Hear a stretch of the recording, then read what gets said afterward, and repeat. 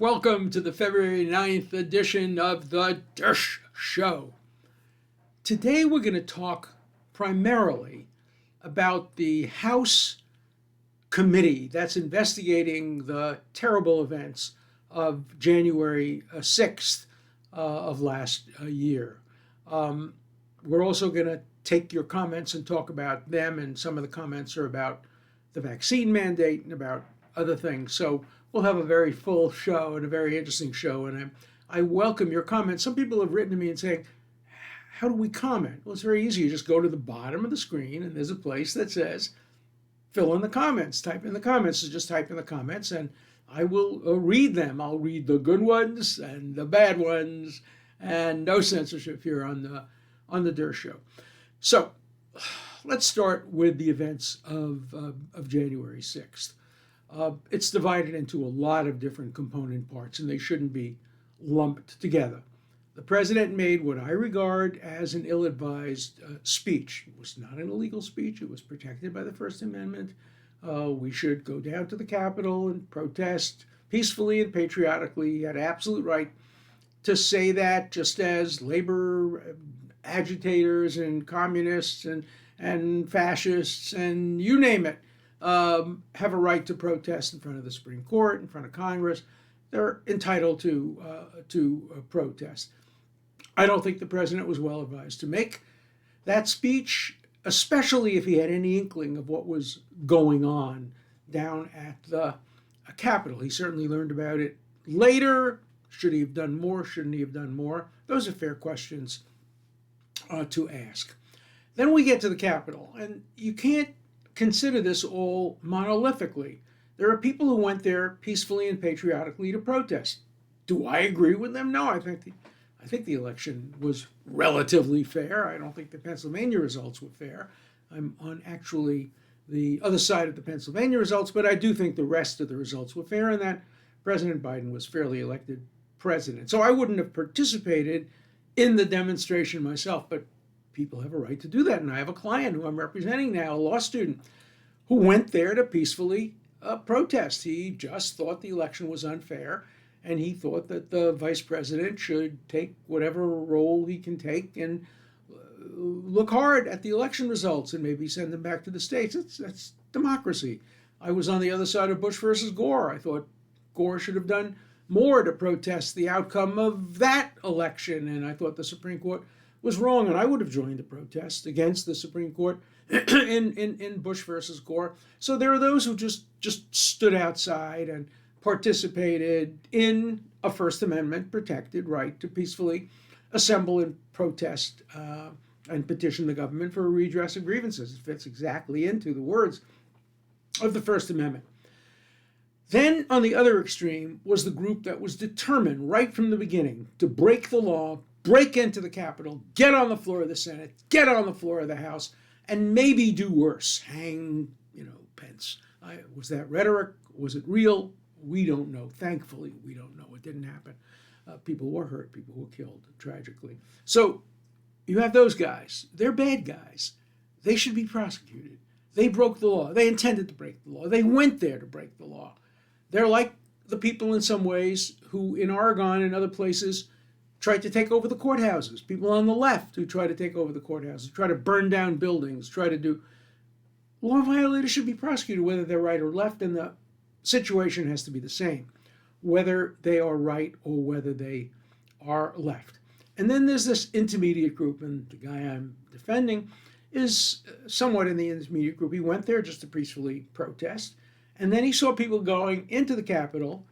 He believed he was invited in by the police. The police said, come in as long as you don't do violence. He went in, he did no violence. He didn't break anything, he didn't hurt anybody, protested. Went up to the gallery of the Senate, said his thing. When he was told to leave, he left. So you got to break down the people who were in the protest into the component parts. You can't say there was an insurrection and all the there was a protest that some people saw as more than a protest, wanted to engage in violence. Some people saw it as a legitimate protest, and some people moved from one category into another. And it's the essence of the American system of justice that each individual must be treated completely separately based on what their intention was, what they did was, what the results of their action was. And that's what the rule of law is all about. And that's why, although I don't agree with the protests, I'm defending one of the protesters. And I'm also defending My Pillow and Mike Lindell. You know, he is the guy on television who talks about his wonderful pillow. And I've slept on it. It's a good pillow. But I'm not here to advertise Mike Lindell's pillow, nor am I here to agree with his views. I don't agree with many of his views, but I do agree with his right to protest. Voltaire. I disagree with what you have to say, but I will defend to the death your right to say it. So I'm acting out Voltaire in defending people who I don't agree with, but who had the right to do what they want to do. What I'm very worried about is that the House committee to investigate January 6th, which everybody wants investigated on both sides. People want to make sure the truth comes out. I'm afraid it's beginning to look a little like what I grew up with. I grew up with the House Un-American Activities Committee, and they would subpoena people, and they would subpoena records, and they didn't do it for purposes of passing new laws. They did it for purposes of harassing people, intimidating people, exposing them to public ridicule and shame, getting some people not to comply with subpoenas and thereby being able to arrest and prosecute them. Now, I'm not comparing the committee there with the Un-American Activities Committee in the sense of what their goals were. The House Un-American Activities Committee had no legitimate goal. Sure, it was fighting communism, and communism was much more serious at that time than it is today. People forget that in the early 1950s, Khrushchev said, "We'll bury America." Cuba was in the hands of communists. Greece was, Central Europe, Eastern Europe, were all in the hands of communism. And China was communist. It really looked like the communists may have been winning. And so there was fear of communism. There was fear among my friends and family of communism. But that didn't justify what the House Un-American Activities Committee did. They acted completely unfairly. What they did is they just exposed people. They brought them in front of television cameras and said, "Are you now or have you ever been a member of the Communist Party? Did you ever attend a Communist Party meeting? Did you ever associate with a communist, a fellow traveler?" All that kind of thing. And of course, there were red channels where people were kept off television if they refused to testify, or there was blacklisting. People committed suicide. Any of you saw the wonderful movie The Front with Woody Allen, where, of course, great writers were blacklisted. They couldn't write. They had to get people to be their fronts, people to be their, it was like the play Cyrano de Bergerac, where you have the handsome Christian who is speaking to the Roxanne on the balcony, but Cyrano, the guy with the big nose, he is giving the words. And that's what the front was. Great writers couldn't use their own names to write great movies. And some of the great movies that you still see today were written by people who were blacklisted, and other people got the credit, but everybody now knows that, Dalton Trumbo really did that, but he couldn't put his name on it. So we're not seeing quite that. But what we're seeing is, I think, very dangerous. I think it's very dangerous. This idea of subpoenaing the phone records through phone companies, you issue a subpoena not to Mike Lindell. He could protest, he could challenge it, but you issue it to Verizon, and you tell them, we want all of Mike Lindell's phone calls, text messages, etc. And then the question is, does Lindell have the right to challenge it? After all, a subpoena issued to Verizon. That's a kind of way of circumventing the Fourth Amendment, and it's wrong. The Fourth Amendment protects the right of privacy, and it protects the right of privacy particularly of unpopular people, of people who are engaged in conduct which today is politically incorrect, particularly on the left. And so I'm very much opposed to that. I'm even more opposed, or equally opposed, to the people who are getting subpoenas. For example, Mark Meadows. He was the president's chief of staff. He's being asked to testify about advice he gave the president while he was chief of staff. And other people. So in today's New York Times, another guy is being subpoenaed for advice he gave the president. Can you imagine a justice of the Supreme Court being subpoenaed and being asked, or his law clerk being subpoenaed and being asked, what advice did you give your justice on abortion or on gun control? No, a justice has to feel free to have conversations with his law clerk that he knows will never be repeated. When I was a law clerk on the Supreme Court for Justice Goldberg, I learned things. Obviously, I will go to my grave with those things. I'll never repeat them. I wanted to publish a memo that I had written to Justice Goldberg. I had to get his permission. He gave me permission. I published it. It was against the death penalty, the unconstitutionality of the death penalty, which I wrote back in 1963. But the President Trump, didn't give Mark Meadows permission to disclose the conversations that he had with him. And therefore, Mark Meadows has no right, forget about whether he should do it or shouldn't do it, he has no right to disclose that communications any more than if I'm called and asked, what did the president tell me when I was representing him in front of the United States Senate in his impeachment? Even if I wanted to disclose what the president told me, I wouldn't be allowed to. It's the president's privilege, not mine. I'm just the lawyer. I'm the person who he spoke to. But I am not free to reveal what he said. Neither is Mark Meadows free to reveal, although he wasn't his lawyer, he was his chief of staff, and the Constitution, as interpreted, provides for executive privilege just as it provides for legislative and judicial privileges. It's interesting, the Constitution is explicit, much more explicit, about legislators. They can't be questioned for anything they did in front of the legislature and the legislature on the way there back. But presidents can, maybe justices can. I don't know. It's not in the Constitution, but the courts have held that the president has executive privilege, that judges have judicial privilege. And so I think the House committee is abusing its responsibilities. First of all, it was not set up properly. Committees, according to the rules of the House, should be balanced between Democrats and Republicans. Democrats control the House now, but not by a lot.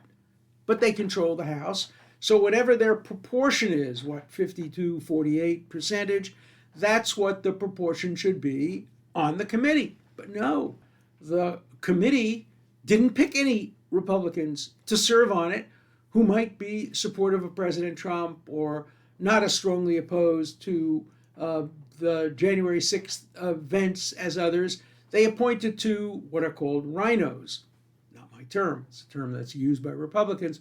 Rhinos, Republican in name only, two people who generally support the Democrats on issues of this kind. They're Republicans and they want run as Republicans. Now, they're being told they can't be Republicans anymore, and they're being taken off committees, they're being taken out of caucuses and all of that, but they ran and won as Republicans. There are two of them.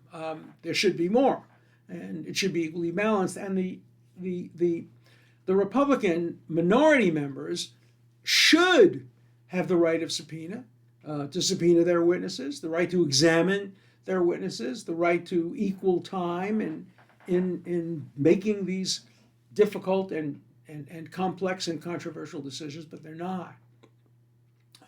So this is a very partisan anti-Trump committee.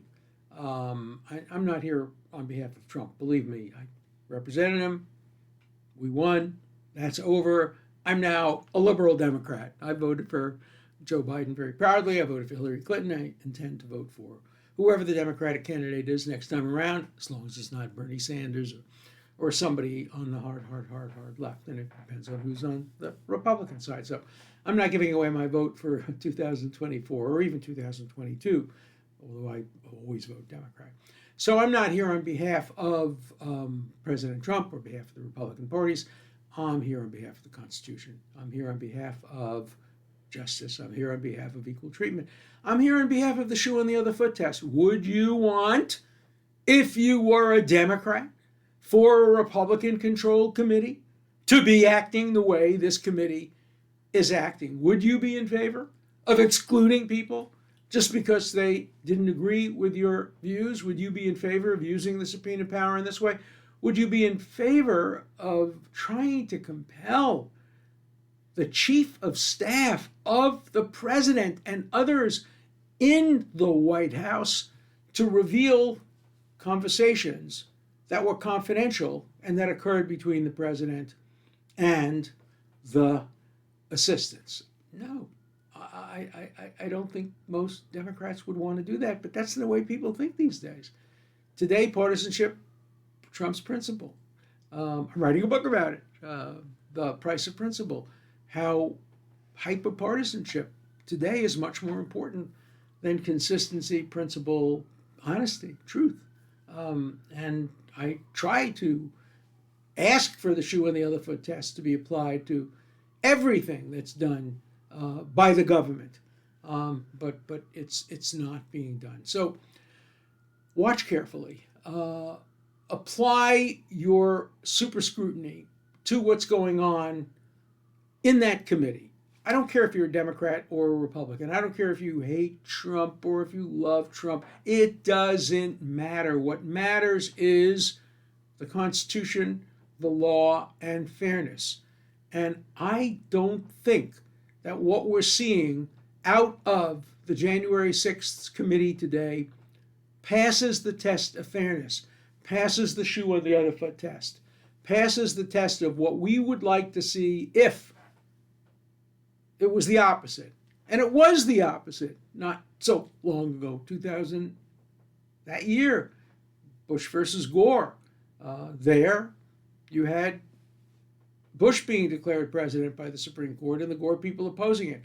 The difference is Gore gave in, as I think I said yesterday.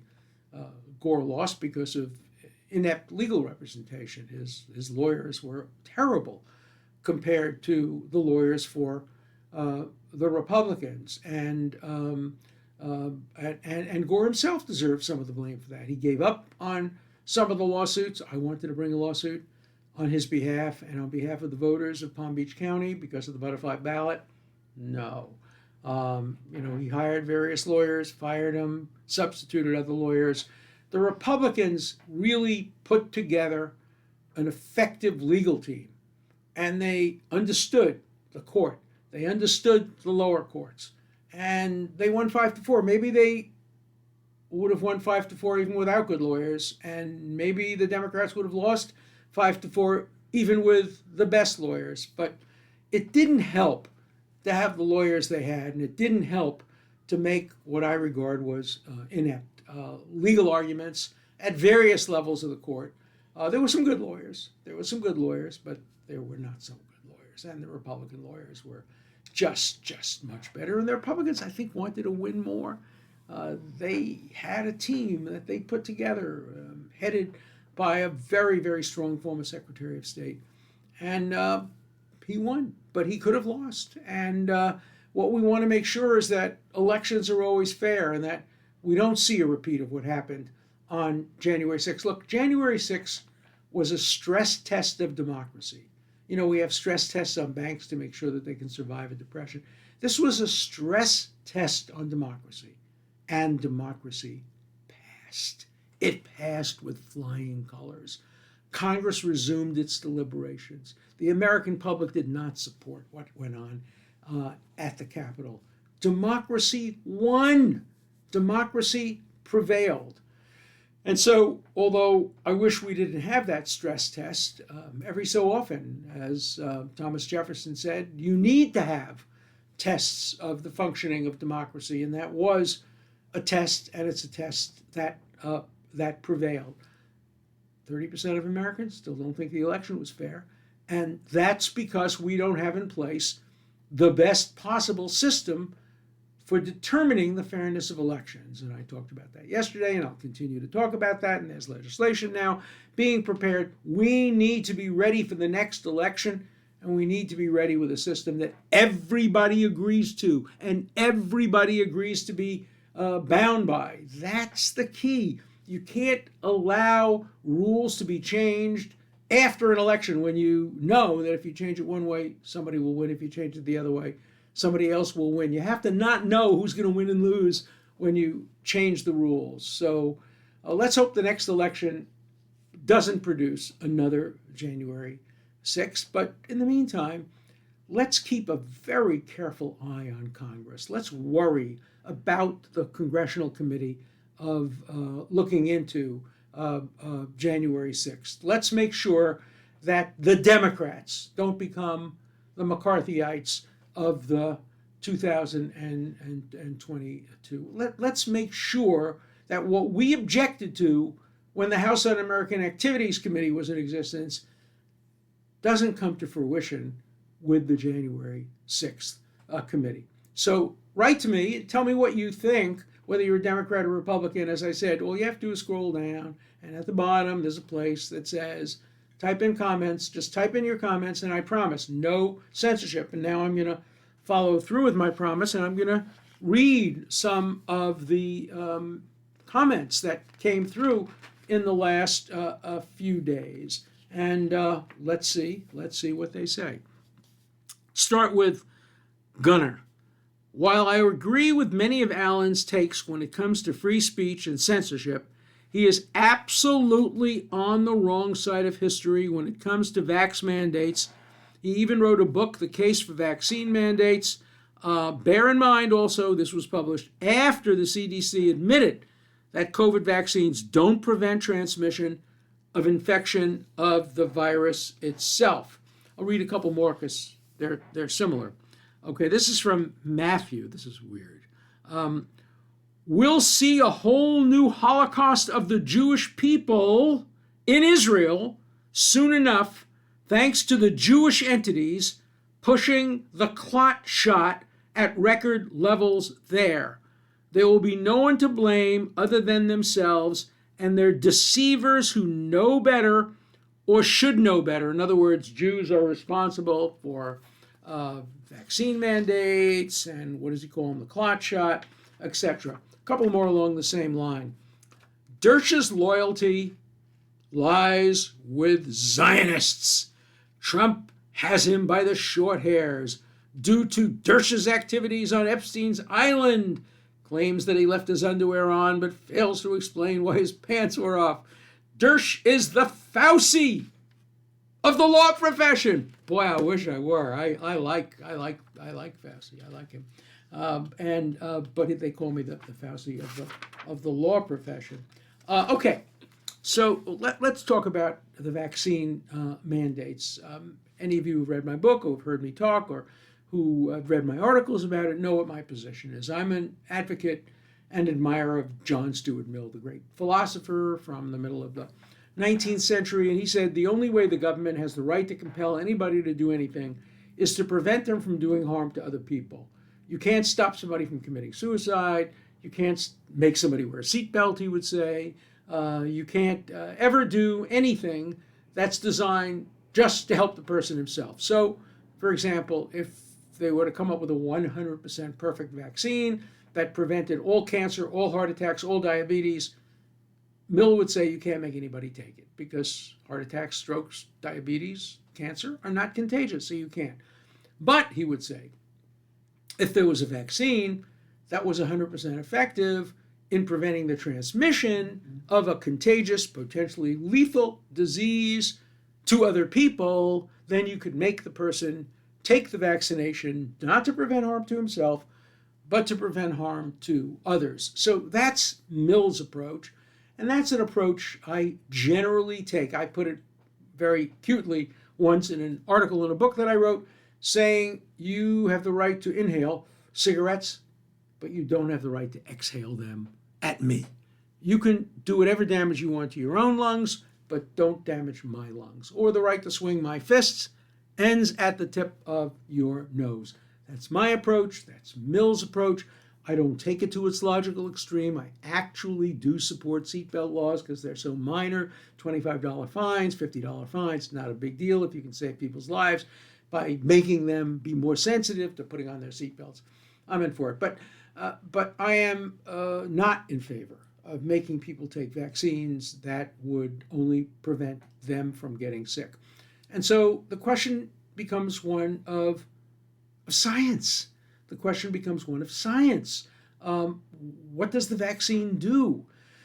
My information is that although there is some question about whether or not the vaccine prevents the spread of Omicron to others, the science also supports the claim that if there's widespread vaccination around the whole country, the likelihood of spread is less and the likelihood of variants coming in or less. But that's a scientific fact, and if somebody can persuade me that's not the case, obviously my philosophy would push in a different direction. So let's let the science settle this. Let's let the scientists make the decisions here.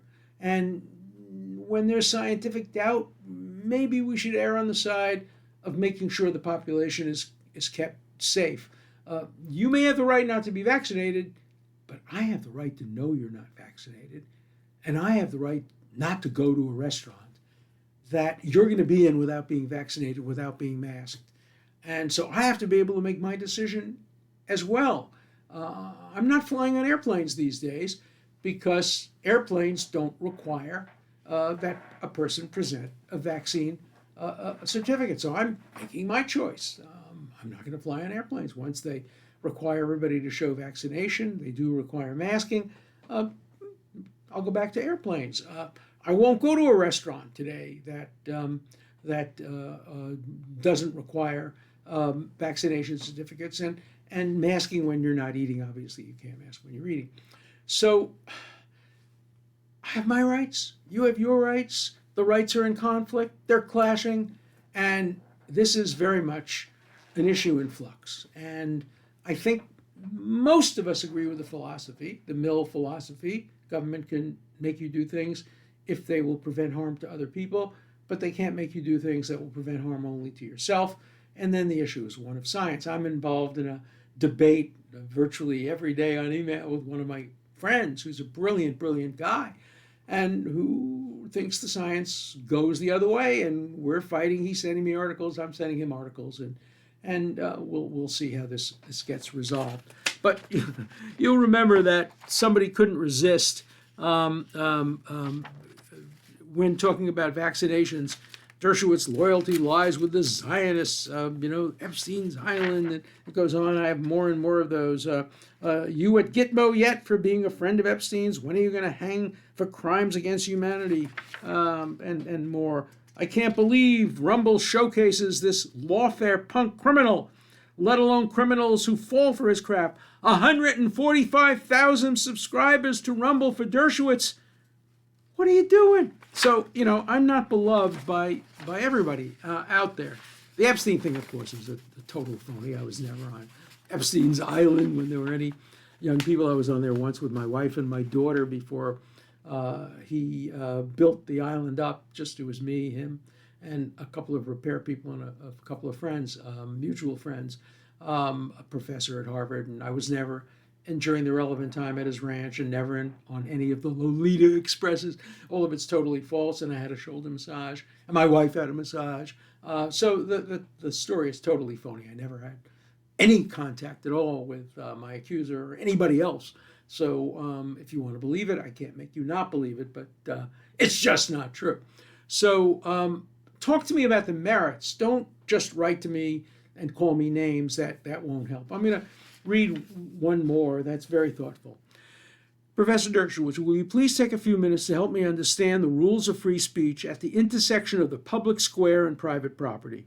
I recall years ago when shopping malls were invented, the courts struggled to find a balance between the use of mall property by persons advocating for various causes, religious, political, and otherwise, and the property owner's interest in creating a pleasant shopping experience for their tenants' customers by controlling the speech on the common areas of the mall. I wonder whether these rules apply to social media or whether these rules might be modified to apply to social media. Will you help? It's a great question. It's a great question. I wrote a whole book about it called The Case Against the New Censors, how the social media has become the censorship medium of today. It's unresolved. Private malls can prevent people from coming on it. They're businesses. They can stop people from recruiting and soliciting and being political. But there's a case, Marsh versus Alabama, which says that a city, small, tiny little town,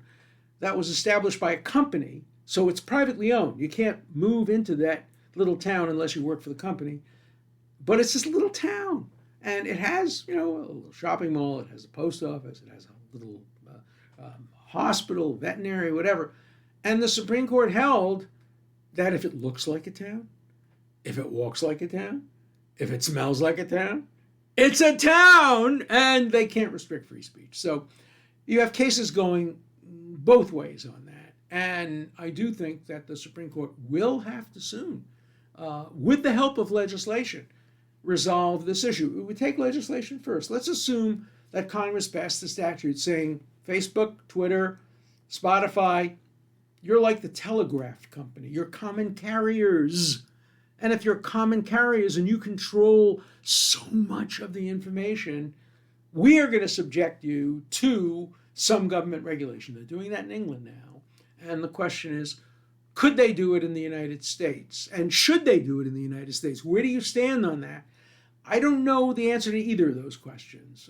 I would have said 25 years ago, the Supreme Court would not uphold regulating private companies that have massive control over the media, other than through antitrust laws, perhaps. I would have said that. This Supreme Court is different. The time is different. The social media are different. And it is not beyond the realm of possibility that a carefully drafted statute constraining to some degree the social media might be upheld by this Supreme Court. I'm not sure. Would it be a good idea? Probably not. I still think the greatest threat to freedom comes from the government. And maybe it's even good for the private sector to compete with the government. Look, private sector competes with the government today in mail delivery, in currency, in the army. We have private groups engaged in army activity. So we're seeing a lot of competition with the government. So the answer to your absolutely brilliant question, it's a terrific question. I would really love more of those, giving me an opportunity to really discuss with you cutting edge issues in the law, is that stay tuned. It's not a resolved issue. It's not a resolved issue under the Constitution. It's not a resolved issue morally. What would John Stuart Mill say about it? Not so clear. What is the civil liberties view? Probably against the government coming in and taking over. But what if the government put its light pinky of the law on the scale rather than the heavy thumb of the law? Let's continue to discuss this issue. So write to me, comment to me, say whatever you want. I'm going to read it. I'm going to read it. If you want me not to give your name away, if your arguments are so stupid that you're ashamed to put your name down, I'm okay with that too. But if you put your name down and you want me to read your name, I'm happy to read your name. So write to me every Monday, Tuesday, and Wednesday, live at 5:30 every day of the week on Locals. I will give you my take on current issues. So please stay tuned, subscribe, and listen and watch The Dershow.